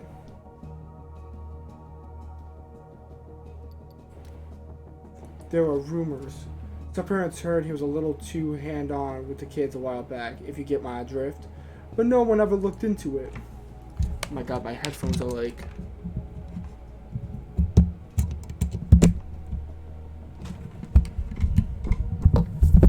Give me a moment. My headphones are like being stupid with me today.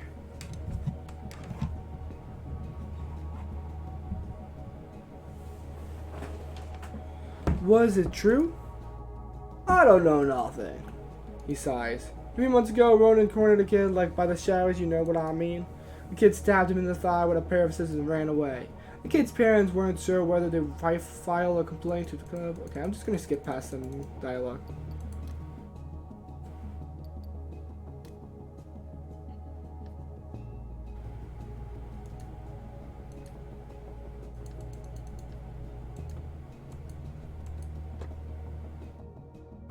Okay, let's see if there's any story now.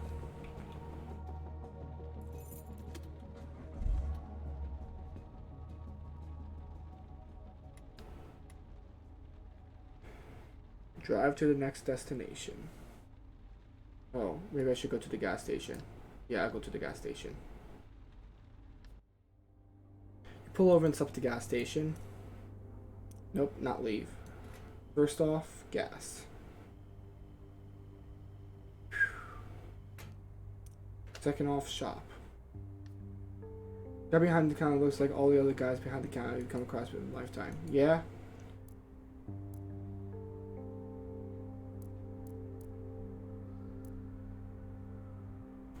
Let's see what this is. Is this a scratch off? Oh, it is a scratch off. Okay. Can't win them all. Have you read the papers? He's all they're talking about. There's an offhand comment casually brought up about the serial killer. The guy behind the counter seems like he's interested in the case. Please come back soon.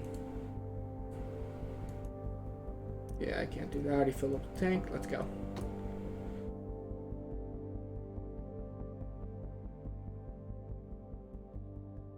Oh, that's a new girl down here I haven't seen yet. And there's a story one right here. I'd want to go to story. I need to figure out who it is.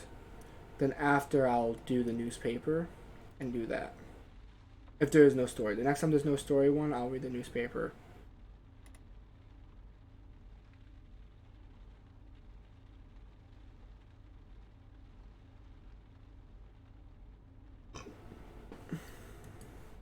He's drunk.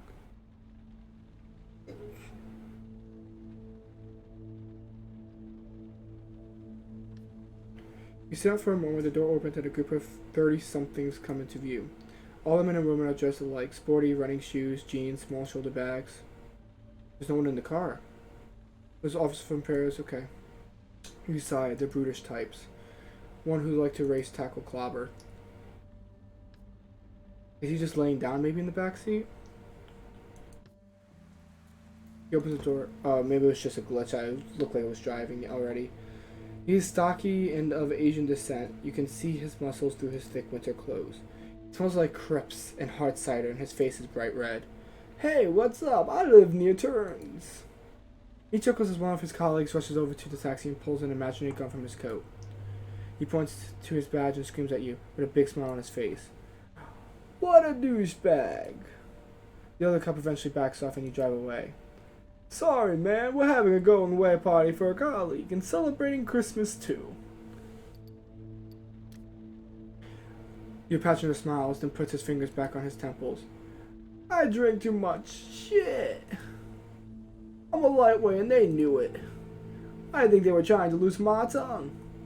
His behavior changes abruptly like he's just seen a ghost. It's him. One question. Yeah? Do taxi drivers have some sort of policy or ethics code? Yes, of course. He smiles. Perfect. Because I don't know who to talk to about this, and I don't know. You look like a nice guy. He takes his head in his hands. Fucking shit. I've been lying to my colleagues for years.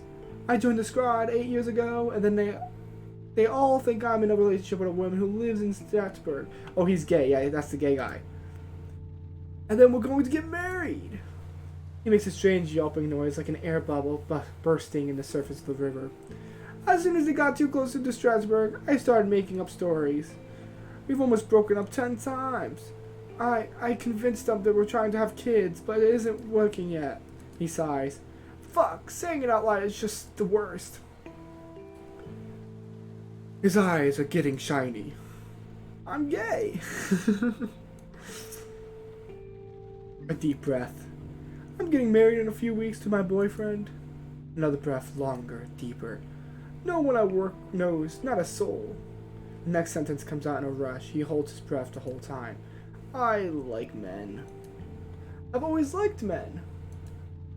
But I work in a police station and listen to their comments, to their jokes all day long. When we catch a guy who's never done that before, we tell him briefly what he should expect. We talk about the violence, about the... Finally, he breathes in again. I say we because I'm in on it. Because I can say fag any time of day without any prompting. The word rolls off my tongue completely and naturally. Fag. He finally looks you in the eye. They're not mean. They're cops. Not me, just doing the job. He managed to flash a tiny, crooked smile. You know what? I'd really like... He pauses. I'd like to have them over for dinner. Everybody on the squad. They could see my place. We could play a board game. Something normal, you know? And they could meet James. Who's he? It takes a moment to think about your question. Yes, soon. He smiles at last, a genuine smile. Can you believe it? We're getting married in 2 weeks. After living together for 9 years. For 9 years! He's been willing to live in a lie.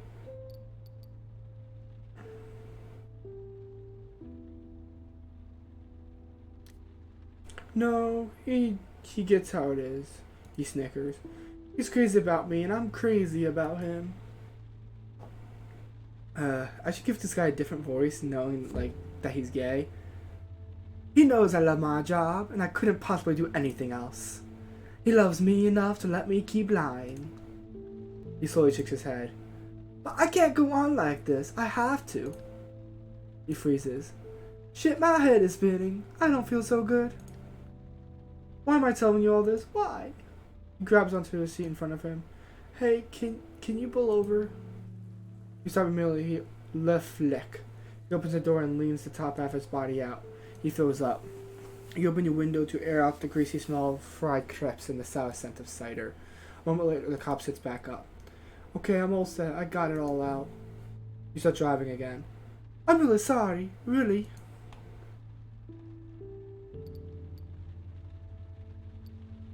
Breathe. Yeah, you're right. You nod while your passenger moans and quietly says, I'm sorry. He pauses to catch his breath. Shit, I haven't barfed like that since last Easter. It made me drink this South African liquor, something with cream and cocoa. Nasty. I can still picture it. I was doing shots while they shouted my name. Karate Kid, Karate Kid. It's my nickname on the squad. Karate. Yeah, I was a judo champion. And I'm a cook. It's him. He runs the hands. So Karate Kid. Yeah, I know, it makes no sense. Say nothing, yeah. Yeah, I know what you're gonna say, it's racist. You remain silent. I can't argue with that. But he stops. Everything's spinning again. Can you pull over? Can I ask you a question? If you ask me to hit on you, I would swear I'm quitting this game right now. Fine, shoot. He sits up, prompts you to drive. So here goes. What should I do? Should I keep on going? Should I confess? Should I invite them to my wedding and surprise them? He pauses. It's a long one. Be straight with me. What should I do if you were me? If you were in my shoes? I think you're being hard on yourself. You're hurting yourself rather than trying to solve the problem. You're not going to change your sexual orientation or leave your husband. So there aren't a ton of alternatives. You have to find a new profession. You have to leave. Just tell them. Tell them. Well, I've got to tell them. He looks at you in a mirror. Can you take me somewhere else if you don't mind? I don't mind. My colleagues are at a bar. I'll go see them, tell them everything. If I don't do it now, then I'll never do it. Someone's about to get murdered in that bar. Smell of relief spreads across his face. It's not just the alcohol talking. Yes. But I think it's about the 10th time I've gotten wasted this month. You're right, it's hurting myself. He gives you the new address. I need to tell them now. I feel terrible, but I think I'd feel better if I speak to them directly. Yeah. It's a lot of reading for this game. It's kind of annoying at times. I think I'm ready.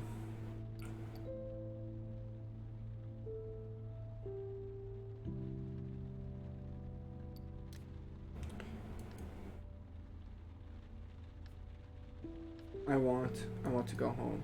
He sighs.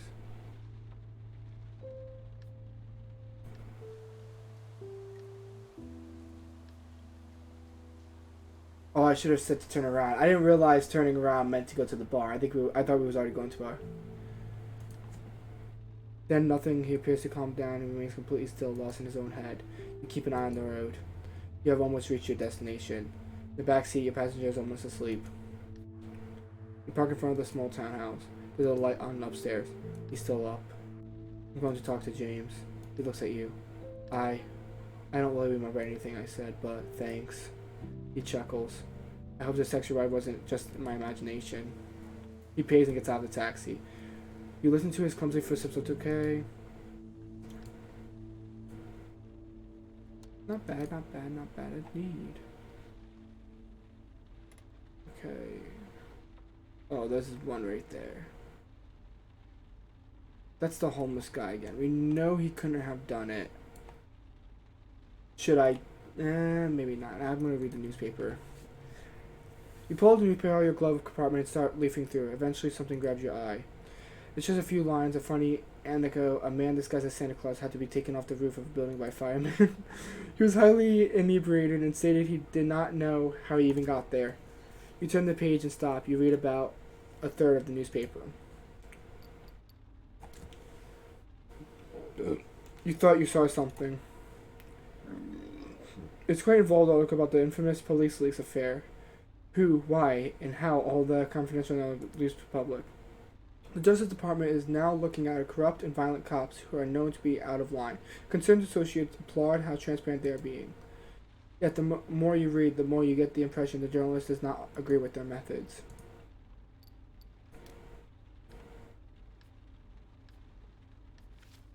Yep. Hey, I have time for 2 more people, possibly. There's the cat again. Yeah, it's the cat. Cat.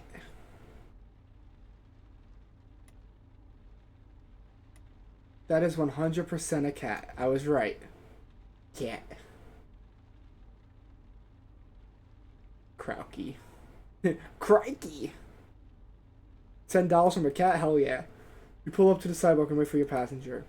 Since it looks like a no-show, you get out of the cab. After a minute or two to smoke a cigarette. There's not much going on in a small town in the suburbs. Okay, please give me my cat. You jump startled. The cat has managed to slip into the cab. It's sitting in the back seat staring at you intently. You sit there for a moment considering it's Chat Noir. It is Paris after all. Whether or not to shoo it away. But as to wave your hand, the cat shifts position and a slip of paper falls out from his collar. Pick up the piece of paper and unfold it. Find over a piece of map of Paris, the Saint Lausanne train station. You turn your eyes slowly to the cat. He seems to be expecting an answer. The cat tilts his head to the side as if to say yes. You want to go to Saint Lazare? The cat tilts its head again. Are you a dog? The cat slowly nods its head no. Your hands clutch the wheel tightly. What the hell is going on? You turn around to face the cat.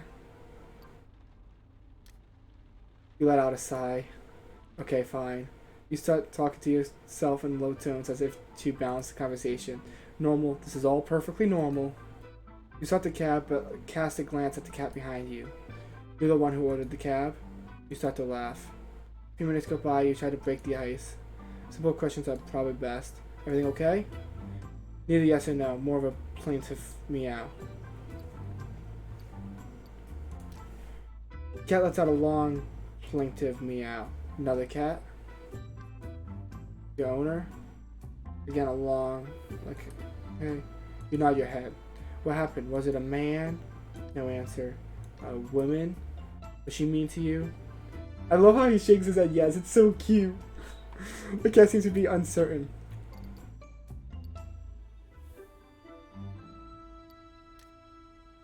Have you a look of disbelief? No, that's not it. You're independent. You like to be alone, right? Cat lets out a string of insistent meows. Touche, that's it. She is too affectionate, and that's why you're running away. The cat is watching you with steady eye. You are sure you are on the right track. You have to be careful with people like that. They suffocate you before you even know it. You nod your head. But you ran away. I meet lots of people, okay?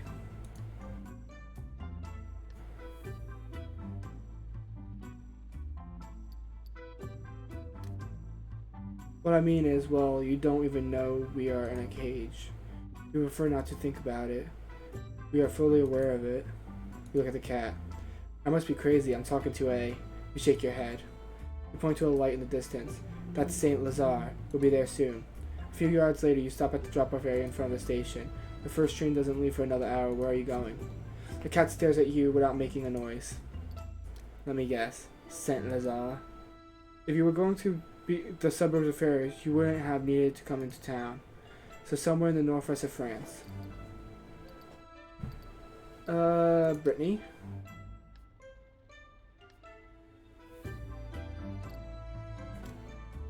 Somewhere by the sea, huh? Cat is looking at you and meows. A sharp sound, probably a yes. A very hungry yes. With a fish, I guess. You check the time on the dashboard. It's time to go. You try not to think too much about the situation you're in. You start to list cities in Normandy. The cat doesn't move a muscle. Cherbourg? Cat looks up. So it's Cherbourg. Getting close. Saint Malo? Still nothing. I got it. Duvel.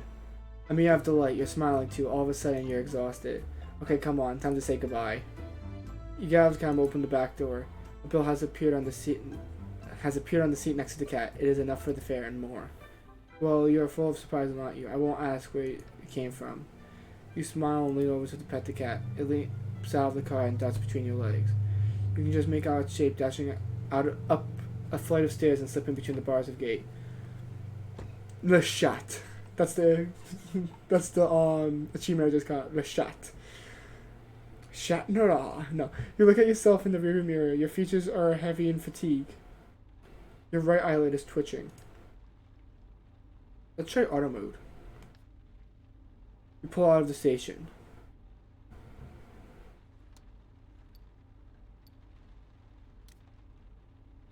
Alright, let's see who's next. Ooh, here he is again. There he is again. He must have something important to say if he has appeared twice so far. They gave me an extra tip of a penny, by the way. That I think is funny. Oh, hell yeah, I'm accepting that's a large amount, but I want to tab out real quick.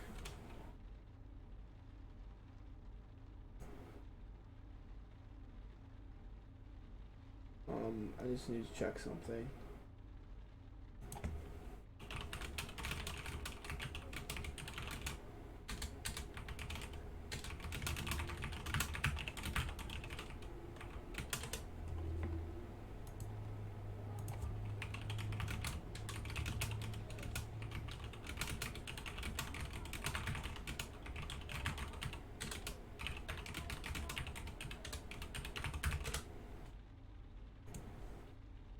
There we go.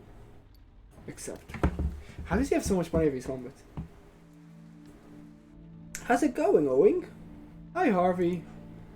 You start the engine. Harvey seems pretty happy with himself today. In the rearview mirror, you watch him run his tongue over his lips as if mentally preparing for a good meal. He gets your eye and smiles. Sorry, I'm a bit out of it today. So I see. It's just I had a bad week, you know, a really bad week. And yesterday... He hesitates as if he can't believe what he's about to say, like it was too good to be true. Lines around the corner of his eyes that show his real age, crinkly slightly. Harv gives a little laugh. Serious, man. I don't believe in God, you know. I don't believe in all that bullshit shit. It doesn't make any sense. Some guy with a beard up in the sky, I never got it. Why people saw in him. Anyhow, God, none of us believe in him on the street. I mean... Ah, my back itches. A pause. Our story? What? His eyelids okay. Second fast in. I was starving, man. It was pretty bad today. I'm just gonna skim over some of these stuff now.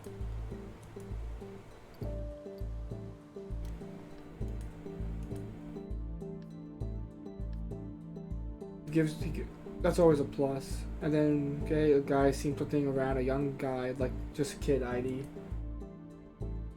He comes out of the supermarket with his groceries, and before I even say a word, he hands me a can of Courcelette.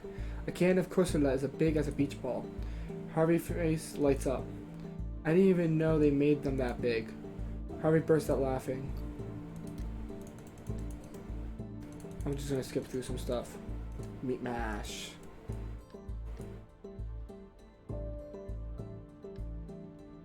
Thanks, man. He's looking out the window. Yeah, I think that's him. Yeah, it is, definitely. It's time to settle this little something.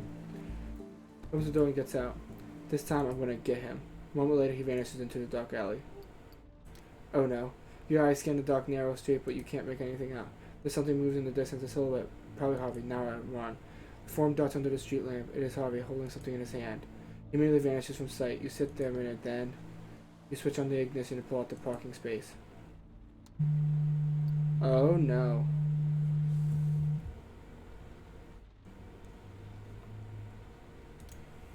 Oh,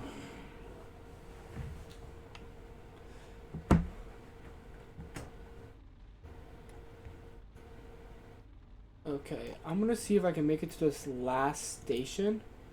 But my mom wants me, so I'm gonna be right back. I'm not gonna click anything else when I get there.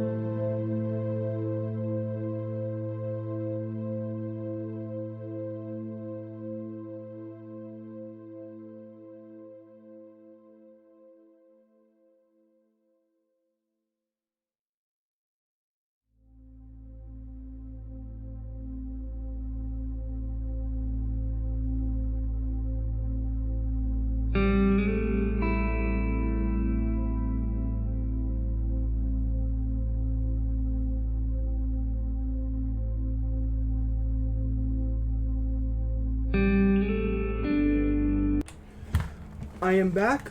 Sorry about that. My mom wanted me to taste what's for dinner. Charles Bergrain. The large metal garage door is firmly closed. On your left is a shady corner where you can discreetly keep an eye on the door without being seen. You grin and bear it. From time to time, you jump in place to warm yourself up. Your hiding place is probably the same one the other used to a few weeks ago. I want to tab out real quick and just check something. Yeah, I haven't had any issues for the last 2 hours. That's nice.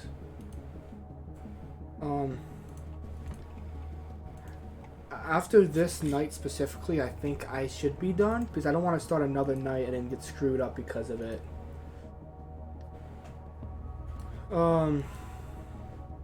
Because it seems like it's going to be a long game. Maybe I'll continue this down the road in the future on one of the Monday or Wednesday streams. Or maybe I'll finish it Friday on any random stream. Hey, what are you doing? This is private property. You turn around and see a rather elderly man. A taxi driver? You got no fucking business here.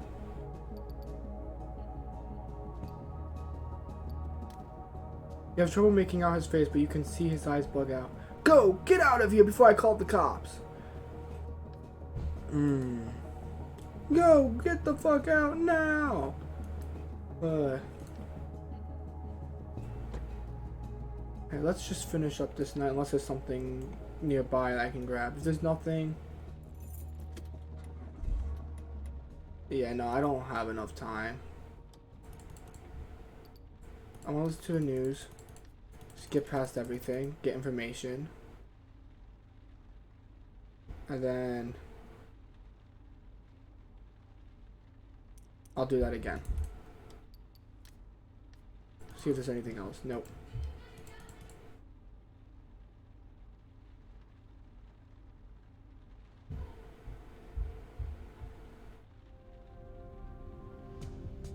You have met Periat. I'm assuming this is probably gonna be like a 7-night cycle, like an actual like normal week. Oh god.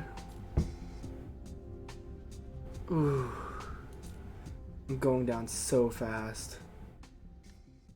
I need to get some more fares that give me money. I can't keep doing. You're suddenly overcome with the desire to sleep. You close your eyes, push your fingers in your eyelid, let it out yarn. You crack up the knuckles to work. Alright, I have no new information. Victim 1 was a molester who was never arrested. Victim 3, respected colonial and community pillar.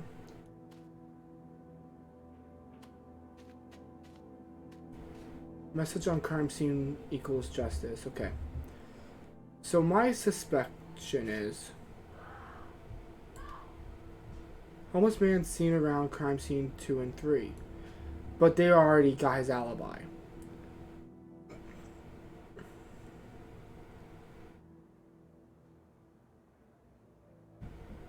And that would also tie into number 2 losing his wallet because he stole it. So he probably went to the crime scene and found the wallet on the floor after the police cleared it out, not realizing that was some missing evidence.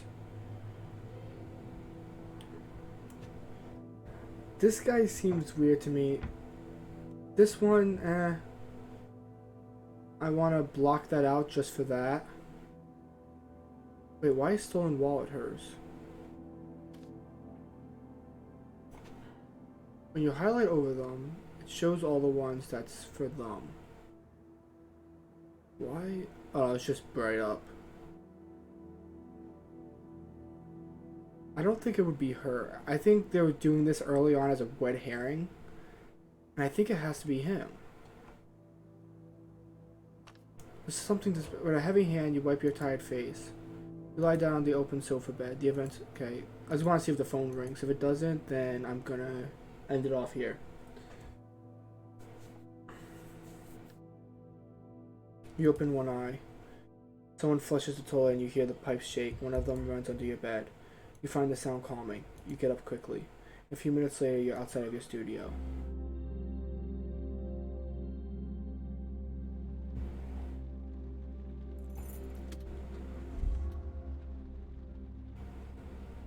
Yeah, I think I should end it off here. What do you think, Ravishing? It's 15 minutes to the time I was projecting, but I did get a lot better time today with better internet. Even though the internet service provider is coming in tomorrow to check up on everything. I want to get a closer look at this person. Oh, this is probably like my name is what am I saying? You killed my dad. Prepare to die. Like that guy. That's what it reminds me of. Mm.